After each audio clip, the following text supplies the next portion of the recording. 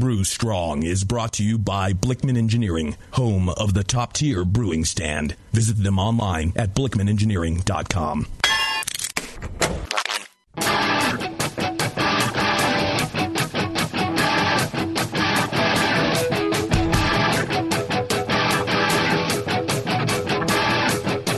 Brewers, it's time for the beer radio you've been looking for. This is the show that dispels myths, tackles the toughest topics, and makes no apologies for geeking out on beer. Hosted by two guys that drink before they think.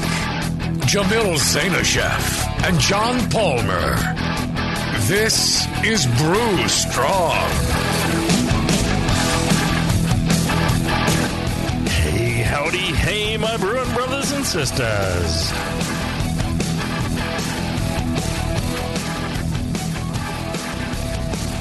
John's gone. John's taking a giant dumpy? Yeah, I think so. It's okay. Well, greetings. Oh, John, you're back. Yeah, sometimes the Palmer gets distracted with things like cheesesteaks and that's probably where he went. Cream cheese. I want to go get a cheesesteak. Frank's pulled noodle.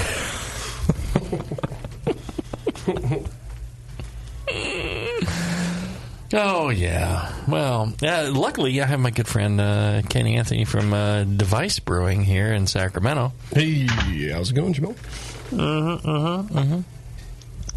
We're having some beers. I'm back. Device. Greetings. Oh, yeah. Hello, everyone. Greetings.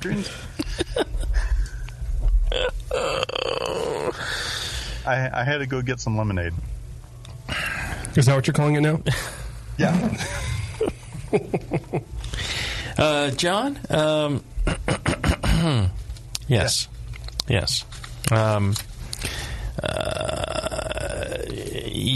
You went to CBC, right? Yes, the Craft Brewers Conference of 2018. Yes. Brown Brewers Association. And did you see our good friend John Blichman there? A lot of people text me from CBC. They're like, where are you? Are you here? I don't see you. They're like, there's so many people. Where are you? I'm like, no, I'm not there. And one of them was our good friend John Blichman. He was like, hey. I hung out with John quite a bit, and we had some famous Nashville hot chicken. Yes. We had. I took pictures of him. Like the opposite of the Memphis cold chicken.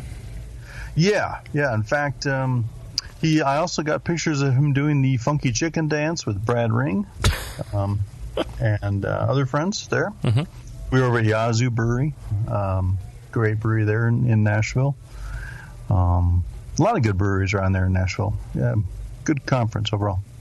There you go. Well, yeah, it's a wonderful thing to attend.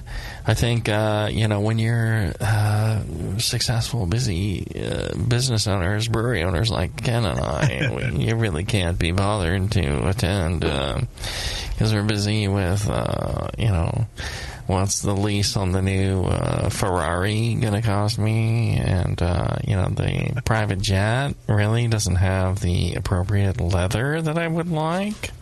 The leather's a little too rough. The stitching is all wrong. Yeah. I asked for 32 stitches per inch. This is 30 stitches per inch or less. Really not acceptable on my private jet. Well, that's what you get for buying Chinese, Are you saying the Chinese can't count? Is that what you just insinuated, John? My God. No. What a racist statement. There's simply faster, better, and cheaper. That's my whole motto on sex. Faster, better, cheaper.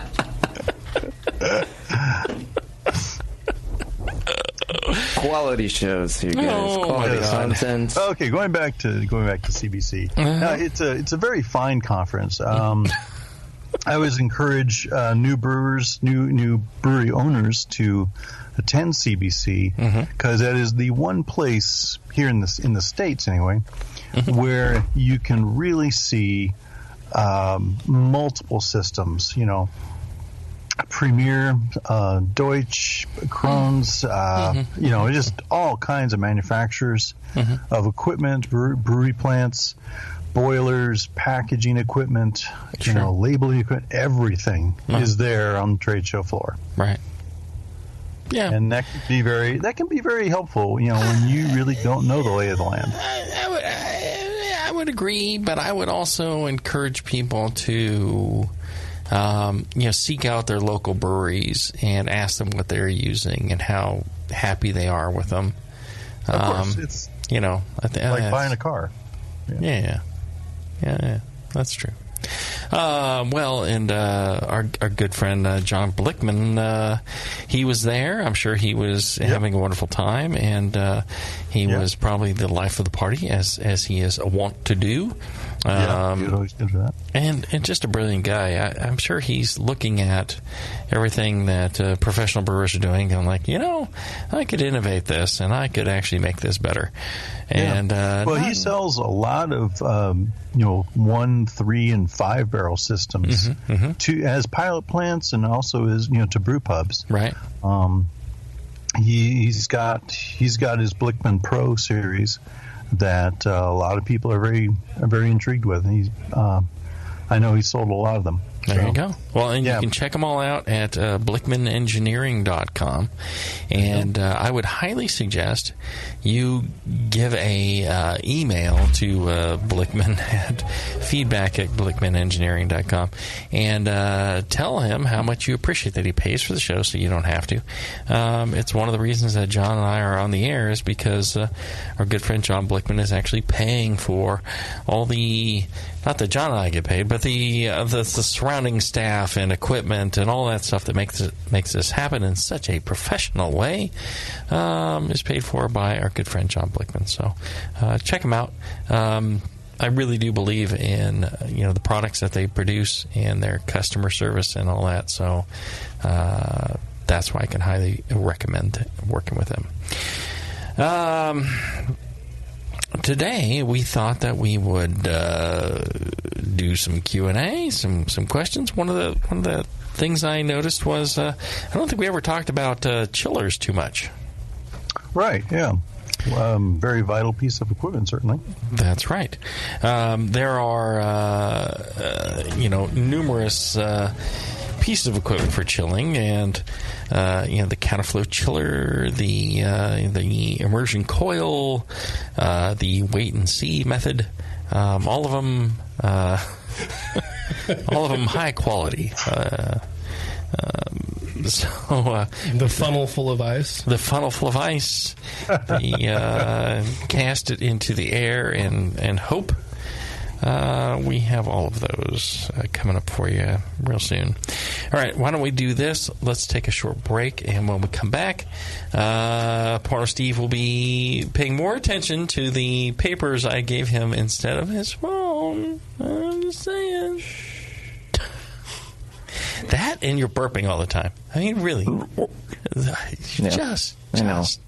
Just a problem. I've gotten such a bad rap from it. When you see him at the Homebrewers Conference, make sure you chastise him for all his burping in the microphone. Yes. It's really a problem. Yeah. All right, we'll be back right after this. Are you looking for a simple brewing system that's great for all grain brewing, but everything on the market seems to be full of compromises? Blichman Engineering has the answer. The Blichman Brew Easy All Grain Brewing System. The Brew Easy is a complete system with easy upgrades and a beautiful compact design, perfect for any size brewing location. At its core, the Brew Easy is built on 2 gorgeous Blichman Boilermaker brew kettles, a high-temperature March pump, and either a top-tier gas burner or the new Boil Coil electric heater. The Brew Easy adapter lid allows the pots to stack on top of each other, forming an efficient, strong, and compact brewing setup that comes in 5, 10, and 20-gallon batch sizes. Upgrade your Brew Easy system with full automated control by adding a Blichman Tower of Power temp controller, and make moving around easy with the Blichman Kettle Cart. The Brew Easy is modular. If you already own a Boilermaker kettle, you can build your Brew Easy by purchasing just the modules you need. The new Brew Easy all-grain brewing system. See it today at BlichmanEngineering.com and brew with Blichman quality on your new Brew Easy.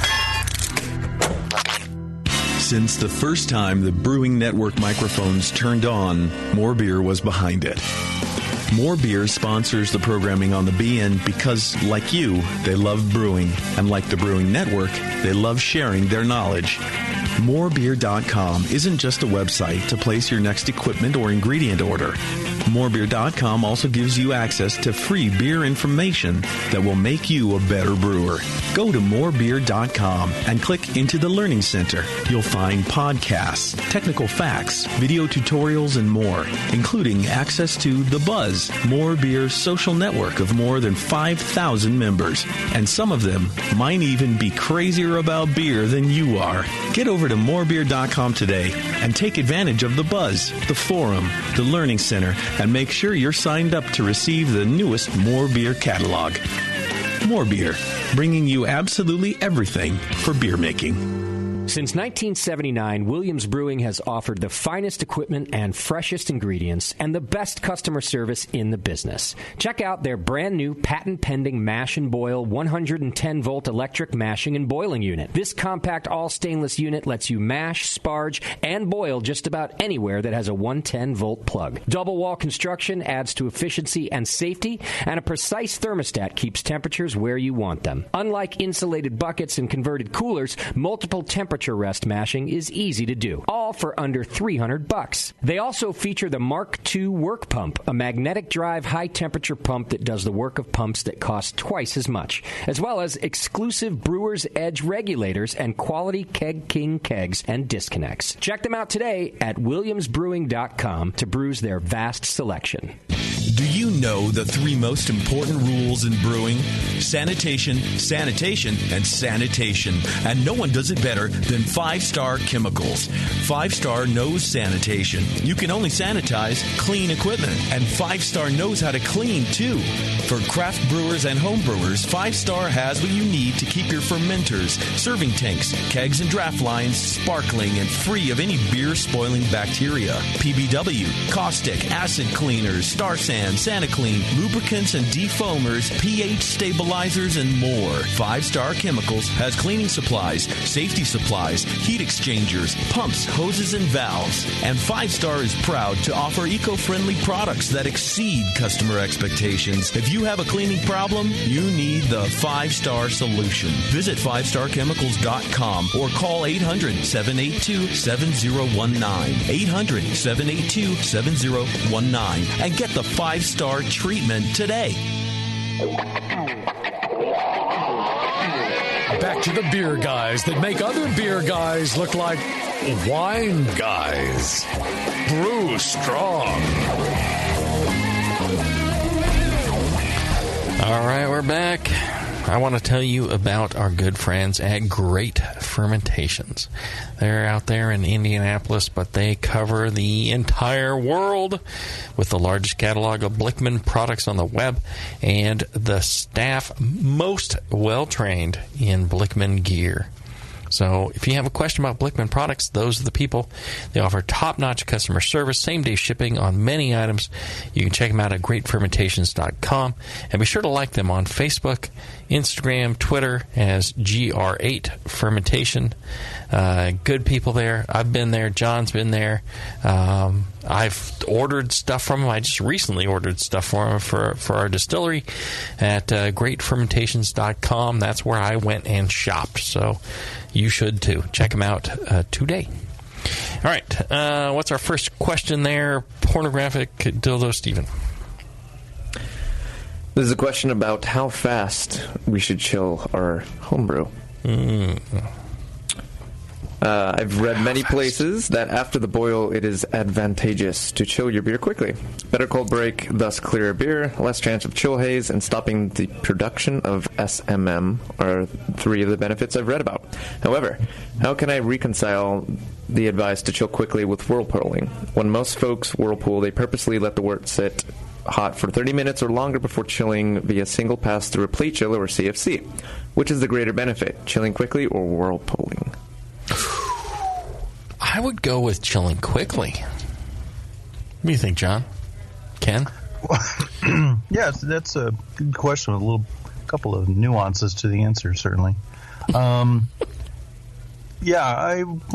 Cooling quickly, I would say you're doing that to, prevent infection. Mm-hmm. Critical. Yeah. I think if you've done your boil correctly, you mitigate the SMM, DMS aspect. Sure. And then whirlpooling depends on the style of beer. What do you think, Ken? Yeah, we whirlpool everything. I mean, it just helps get, even if there's no, real hop load to worry about. I mean, there's always some, but we find whirlpooling everything makes sense for us. We get a clearer knockout. We get ultimately clearer beer in the finished product. We do some interesting things, though, if I can jump in on here. Mm-hmm. We've been doing something with our hazy beers that we hadn't done previously. Trade secrets coming. What we do is we actually will run our whirlpool outlet through the heat exchanger back into the inlet, and we will chill the post-boil wort down to about 175 degrees, 180 degrees, and then we'll obviously stop chilling it and just keep it spinning. And then add your dry, and then add the whirlpool hops, so we can get below 180. Get it below 180. Stop that isomerization, and we found it's really a lot easier to control the bitterness on those styles of beers that way, with that huge load that goes in there. Pause for chuckle. Huge load. He said huge. And then we knock it out as usual. But we found it actually works really well. Our friends over at Corralitos Brewing in outside of Watsonville, California, GABF gold medal winners. They turned us on to that process, and we've sort of changed it a little bit here and there. But thanks to those guys. Yeah, it's one of the things about the whirlpool is that, and I've said this forever, is whirlpool is just like boiling the hops. There's no difference. As long as it's hot enough, it is isomerization is happening, and you're getting more bitterness. So and you're driving off some of the volatiles. You're converting some of those things. So chilling quickly, is probably. For most homebrewers that are, whirlpooling in their kettles are too tall and thin to really get a great whirlpool. Our whirlpool at Heretic is 2.8 to 1 or something. It's really wide and low, and so we get a good cone in the middle, and we're able to draw off clear wort.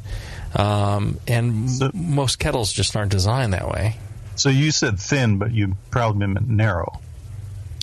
Yes, thin and tall, narrow. Okay, narrow. Yeah. Okay. A greater height than width ratio. Diameter. Yes. Yeah. So what you want is a really wide and low height. You want your wort to be spread out, and then when you whirlpool, it really does have more of an effect. So you don't want to be your kettle at home should be 3 times as wide as it is high. Who has a kettle at home those dimensions? You don't. Yeah, right. So whirlpooling on the homebrew scale generally doesn't mean anything. The only time it means something is if you're trying to chill down your wort. You can chill down your wort much more rapidly if you stir what's in the kettle. So whirlpool chilling, that works really well. But the whole point is to get your chilling quickly.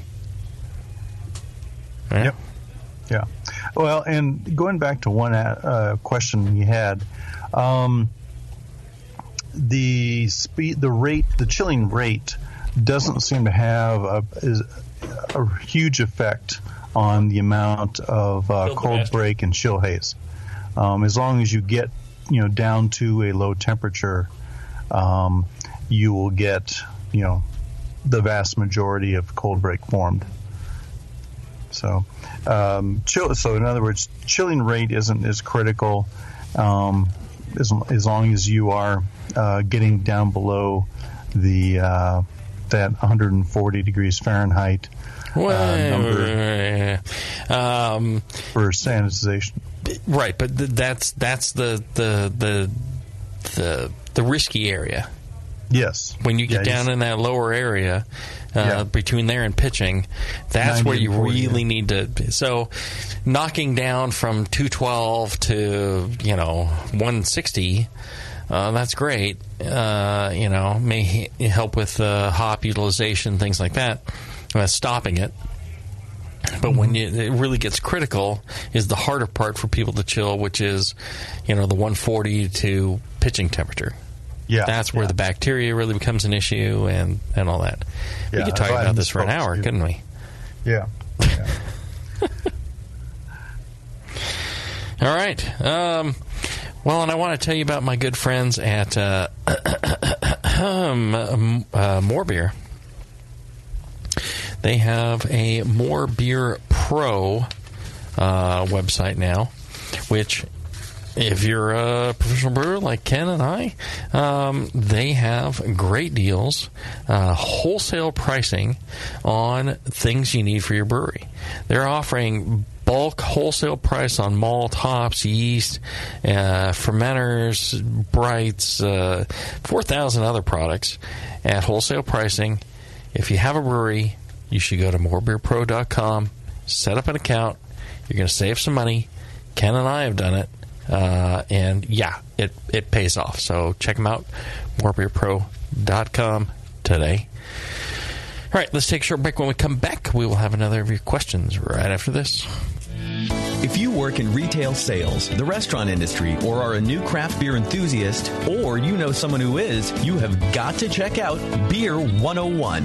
Beer 101 is an online course created for anyone wanting a quick introduction to the vast world of craft beer. Beer 101 covers the history of beer, brewing ingredients and processes, vital stats like ABV, SRM, IBU, and gravity, styles, tasting, glassware, and pairing beer with food. The Beer 101 course is offered by the Brewers Association at craftbeer.com. Also home to the truly awesome Beer Style Finder, a visual guide to every beer style. Quickly play with color, bitterness, and alcohol content to interactively explore the entire world of beer styles with a gorgeously designed interface to your favorite beverage. The new Beer 101 course and new Beer Style Finder are only available at craftbeer.com. Craftbeer.com, celebrating the best of American beer. Hey, my brewing brothers and sisters. This is Jamil Zainashev, and I want to tell you about Heretic Evil Twin. You might be familiar with my homebrew recipe, which uses massive late hopping to create a balance between the malty sweet and the hoppy bitter, along with an outrageous malt and hop character. I wanted a beer with the same bold hop and malt character, so we played around with the homebrew recipe until we were able to make a great commercial version too. We've created a beer rich in malt character, full of caramel, toast, biscuit, and an ever so subtle roast note. On top of that, we piled in an insane amount of Citra and Columbus hops at the end of the boil, as well as in dry hopping. This damn-the-cost approach to hopping gives Heretic's Evil Twin a great blast of citrus and tropical fruit that can't be matched by any other hop. The result is a bold, malty, hoppy, but easy-drinking beer. This is our top seller, our flagship beer, and I couldn't be prouder of it. Cheers. To find Heretic beers near you, click on Find Some at hereticbrewing.com. The 21st Amendment. Watch out! Do you like beer? They make beer. Watch out! Do you like friends and fun? They make friends and fun. Watch out! Do you still like to have a good time? The 21st Amendment. Watch out! The 21st Amendment in San Francisco, located at 563 2nd Street, 2 blocks from the building where baseball is seen and played. Try their beers in the pub or try them in the can, featuring Monk's Blood. Made with real monk. Watch out!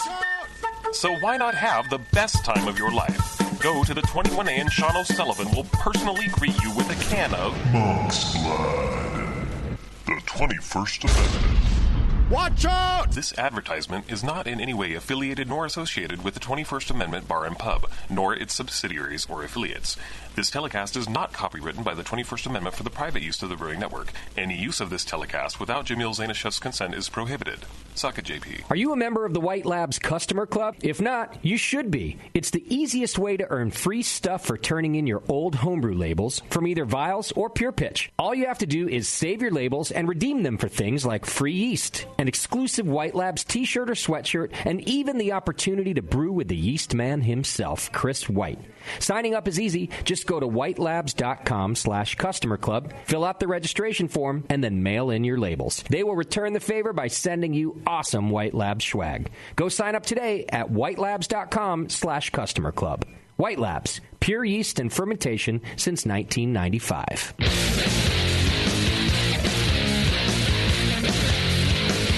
Back to the two guys that know how to turn beer into beer. This is Brew Strong.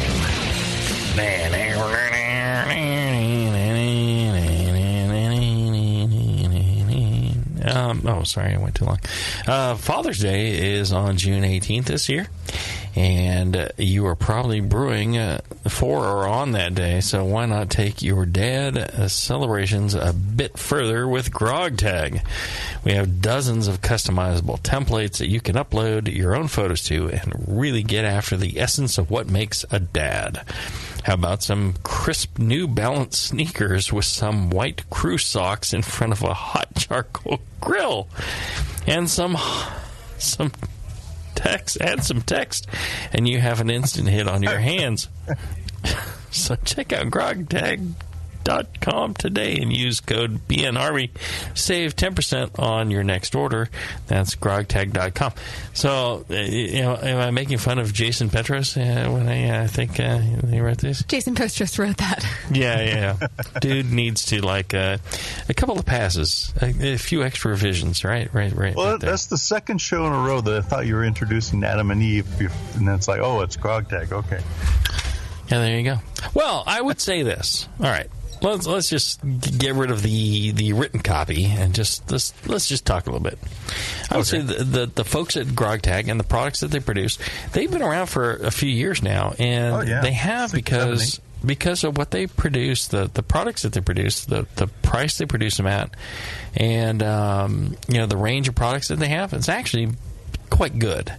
And if you're interested in labels for your beers or your wines or your ciders or your meads or whatever, or images on gifts and things like that, it's good folks to work with, and you get that discount using the BN Army. So check them out.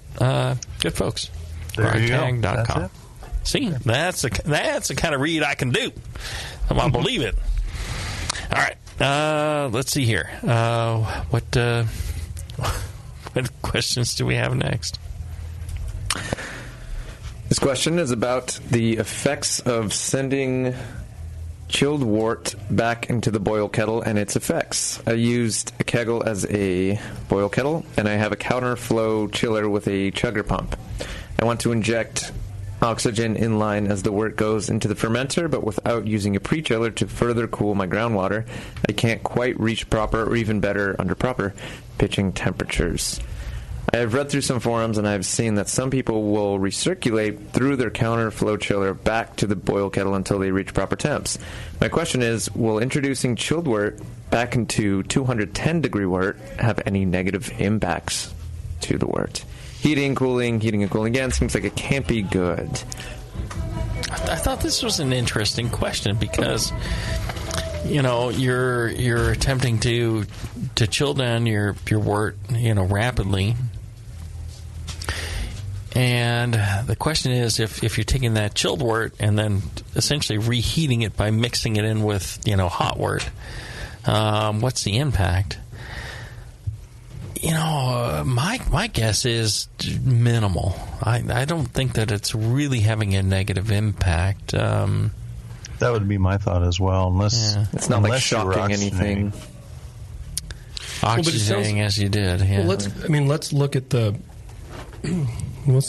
root problem is that this brewer doesn't have the chilling power they need, right? Mm-hmm. So the groundwater isn't cold enough. Yeah, so why not pick up a $100 copper immersion chiller and run it? I used to run wort through the thicker immersion chillers. Mm-hmm. I actually took those I modified those compression fittings and put quick disconnects on them, and I actually ran the wort through the copper instead of dipping the copper in the wort, if that makes sense.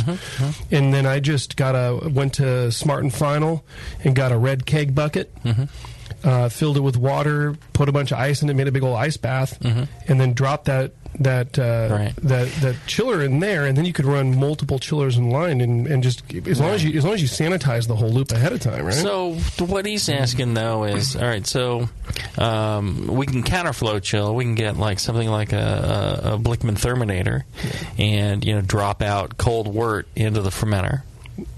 Or there's an option to go through an immersion chiller and return it to the kettle and whirlpool and chill at the same time in the kettle. And the question is, are you damaging the wort by somehow returning it to the hot wort? I can't think of anything. I mean, it would be interesting. Maybe there's some study in there, but I wouldn't think that you're going to create any more haze, or you're going to somehow release some staling compounds or something.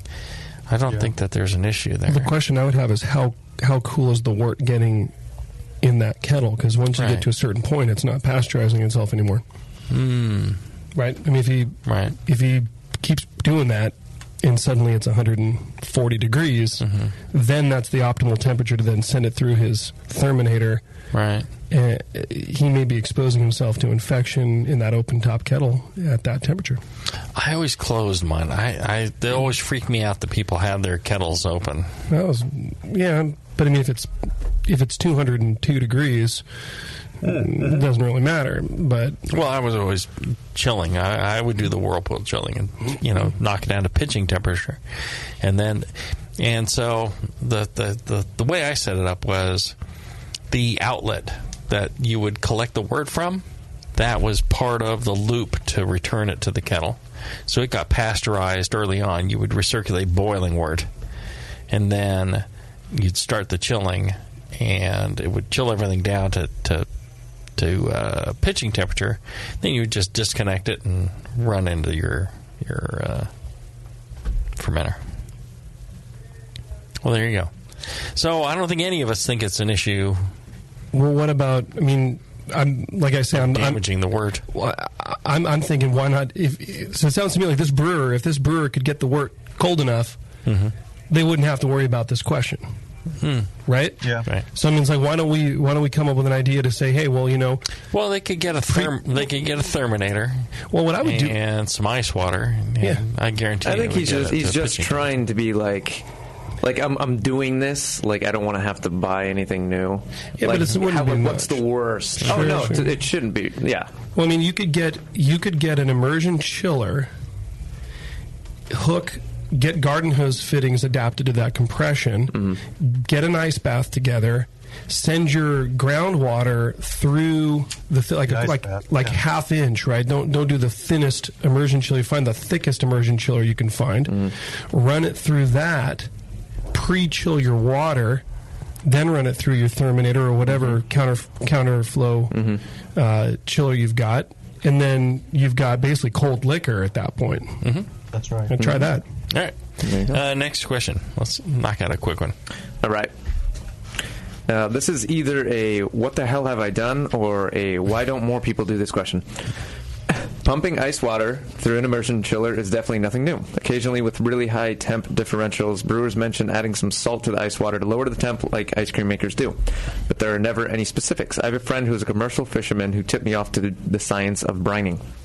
As a result, I've had a batch of 23% brine solution in my freezer that never actually freezes, stays around approximately 6 Fahrenheit.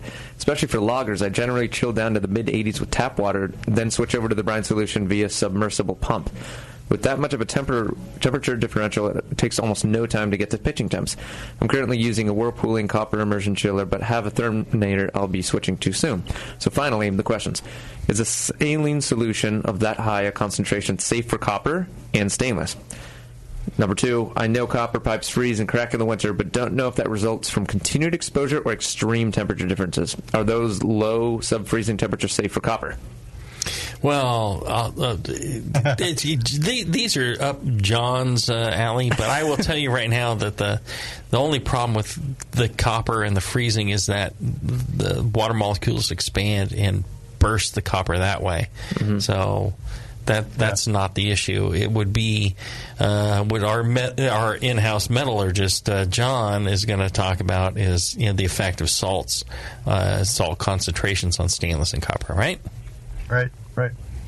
Yeah, that's copper doesn't rupture because it gets cold. It's because of the water freezing and expanding inside, as Jamil says. Saline solution, 23% is quite high. 15% is typical seawater, and copper, fortunately, can accommodate saline solutions pretty readily. Stainless steel and mild steel can't. They will be rapidly attacked by the chlorine. So, the brine solution through a copper immersion chiller will work, depending on the components in the pump. If you have a typical March pump with the plastic housing and impeller, that'll work pretty well. If you went to a chugger pump, that would handle it, but you would need to disassemble and clean it and rinse it thoroughly after each use. You don't want any saline sitting around inside stainless steel because it will attack it. John, could you flush with water rather than disassembly, which sounds great until it's the end of your brew day? Yeah. Flushing with water would take care of most of it, but still, if you're there's two aspects that speed corrosion: temperature and mechanical action. And so in a high flow hot saline solution through stainless steel equipment, you got both accelerating corrosion. So occasional use, probably not a problem. Day in, day out use, I wouldn't recommend it. That's why they use antifreeze in engines instead of salt water. If you want something that doesn't freeze, I would use antifreeze. What about just getting a little bit of glycol? Well, right, some propylene glycol, some food grade propylene glycol. There you go. It's even better. There you go. Yeah, that would work. Yeah, I applaud the cheap and easy brine, but there are some issues that go along with it. Well, there you go. Good answer, John. All right. If you've been living under a rock, you probably don't know that our friends at White Lambs have come out with a new mobile app. If you're a home brewer searching for your next strain or professional placing an order, the White Lambs mobile app has something for everyone. The key features include an easy-to-navigate ordering system, custom culture calculator that'll help you determine your proper pitch rate, the homebrew store locator, up-to-the-minute inventory availability, and more. Download the new White Labs mobile app for iPhone or Android by searching White Labs in the App Store or the Play Store today. All right, let's take a short break. When we come back, we'll have more of your questions right after this. Brewing great beer is a process of continuous learning, and the best books on every aspect of brewing can be found at Brewers Publications, with more than 50 awesome titles like Modern Homebrew Recipes by Gordon Strong, Designing Great Beers, the Ultimate Guide to Brewing Classic Beer Styles by Ray Daniels, American Sour Beers, Innovative Techniques for Mixed Fermentations by Michael Tonsmeyer, For the Love of Hops, The Practical Guide to Aroma, Bitterness, and the Culture of Hops by Stan Hieronymus, and Radical Brewing, Recipes, Tales, and World-Altering Meditations in a Glass by Randy Mosher, plus many, many more. These are the books and the authors with the knowledge to push your brewing farther than you thought possible. And you'll find them all at fine homebrew and book retailers everywhere. And visit the website at brewerspublications.com. Brewers Publications, all the best on beer and brewing. Your support of the Brewing Network means everything to us. We couldn't produce shows without you. And we love giving you something extra for that support, like Brew Your Own magazine. You already know it's a great brewing magazine full of recipes, equipment how-tos, discussions of beer styles, and brewing techniques. Whether you're new to brewing and just starting out or you're an old pro, you'll always learn something from the articles in Brew Your Own. Plus, there are amazing special issues like plans for building a Brutus 10 system, 250 classic clone recipes, and the Homebrewer's Answer Book. Brew Your Own magazine and BYO.com are awesome resources for any brewer, whether for yourself or as a gift. When you subscribe or resubscribe from the Brewing Network homepage, you directly support programs like this. Get a great magazine and support the Brewing Network. Subscribe to Brew Your Own right from thebrewingnetwork.com.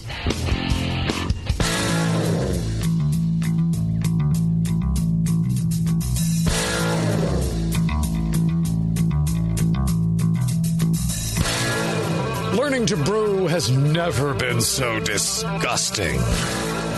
This is Brew Strong. All right, we're back. Speaking of disgusting, well, not disgusting, just intimate.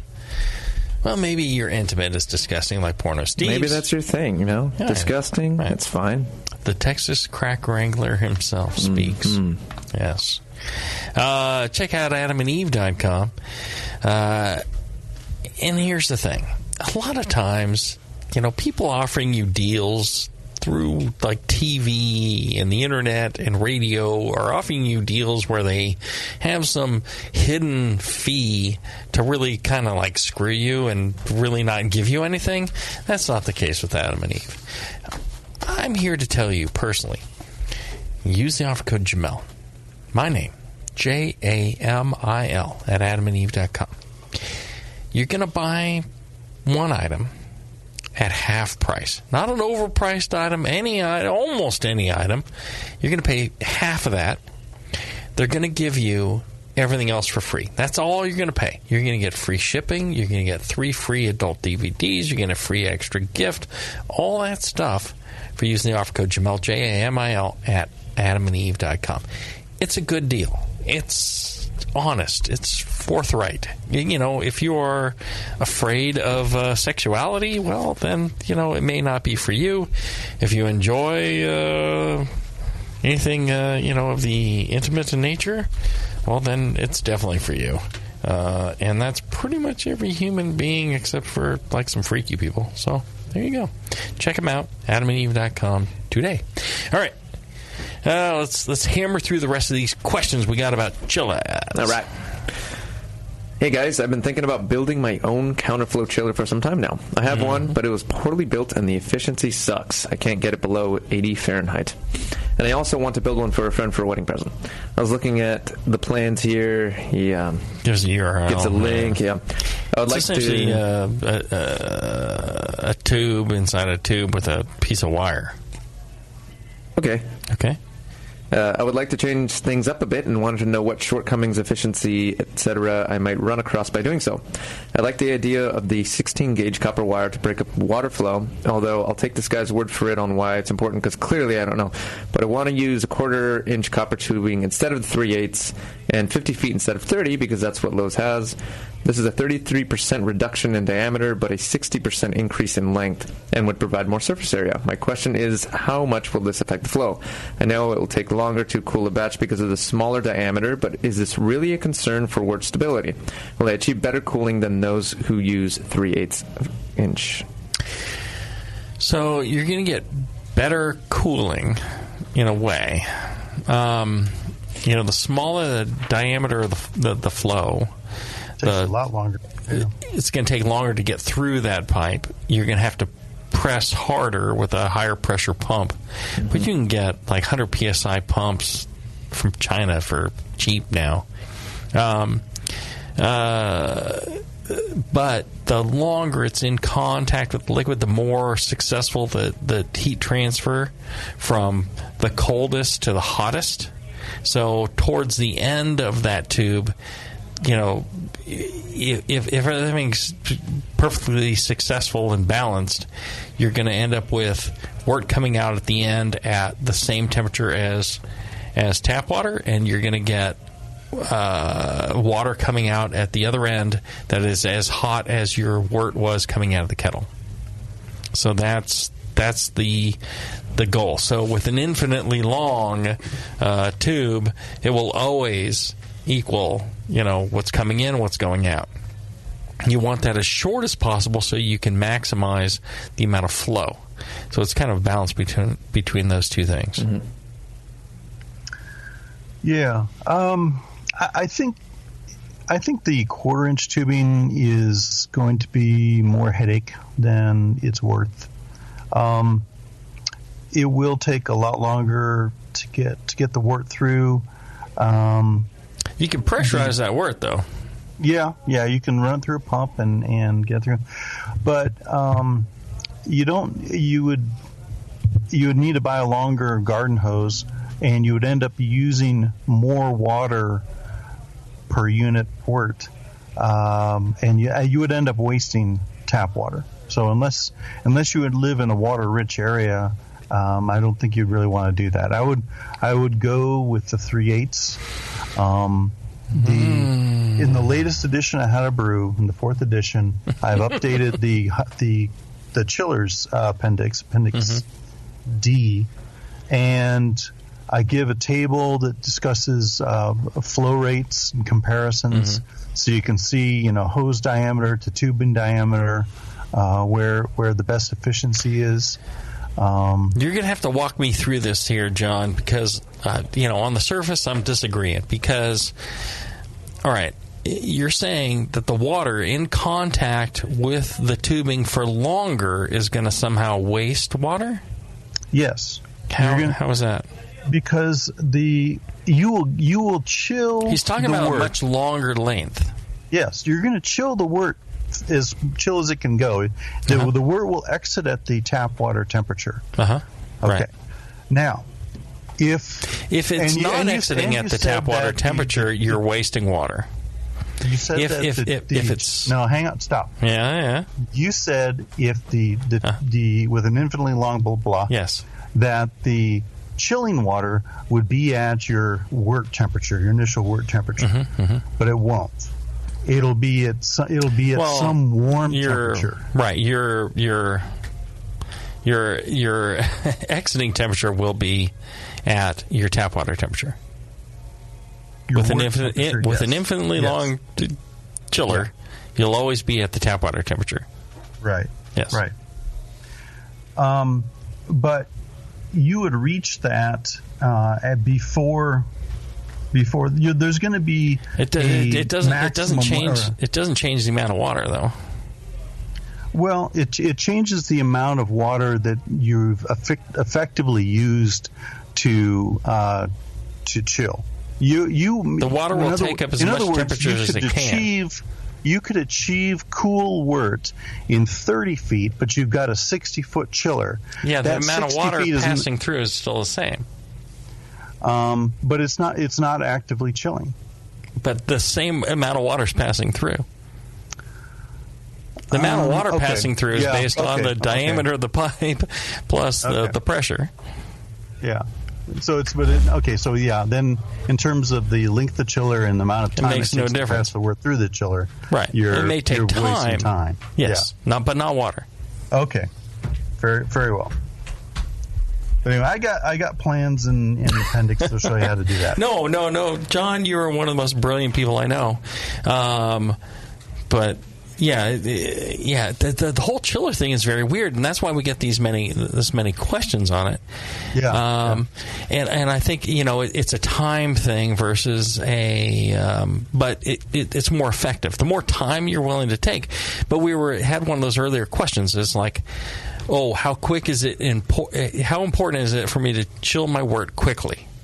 Right. So this kind of relates to that question, which is, if it's taking you a huge amount of time to push wort through this tiny 1/4-inch tubing, that may be counter to the desire to quickly chill the wort. Yeah. That's true. But there's a balance, and apparently you can find it in How to Brew Edition 4, where John's got the optimum charts for tubing size versus length. Yes? Yeah. Excellent. And he also mentioned soldering on a copper wire to the outside of his tubing to encourage turbulent flow. Right. And, good idea, but in practice or in actuality, there's not going to be that big an effect because the coil randomly spaced, distance to the wall inside the hose is going to accomplish turbulent flow as well. Well, would you find? I agree with that. And what about sanitization? More places for things to hide? Well, no. He was going to put the copper wire on the outside, so it's going to be in the tap water. It's on the water side? Got it. Yeah, on the water side. Gotcha. Right. Now, was he talking about 2 copper or a copper in a garden? Copper in a garden. So he was going to solder pieces of copper wire to the outside of the copper tubing to achieve turbulent flow of the cooling water. Because I think if it was a copper and a copper, which I've seen as well, maybe the water goes in the 1/4-inch side, and the wort goes in the larger side. Well, maybe sure you're gonna have more volume of water if it's on the outside, right? Yeah. I mean, do you need the volume of water with that length? Because he was talking like 60 foot or something. But then if your wort's on the outside, then the wort. Part of the wort's touching the inside, and the rest is touching the ambient outer shell. Right. Whereas if it's going through the inside, the wort's the only surface it touches is cool. Touching the ambient outer shell will give you environmental cooling as well. But not the air is cooler. But would that be the same? Would the heat transfer be as effective as touching? But you're getting the hole around the tube in the inside. The water, you're getting the water all the way around. Because again, either way, like a donut instead of a disc. But this is the reason why whirlpool chilling works so well, is because it doesn't matter how long your coil is or any of this stuff. I've heard that. It's just you just keep. It's how you use your coil. That's right. It's how cheap and fast. What did I say at the beginning? How cheap and fast. But, that's why the whirlpool chiller works so well, is because it really doesn't matter. It's just like repeating the same thing. If it's not optimally effective, well, give it 2 revs and it's there. All right. Do we have another question? Last question? 2 more. Oh, my God. Let's hurry through these. 3 more, yeah.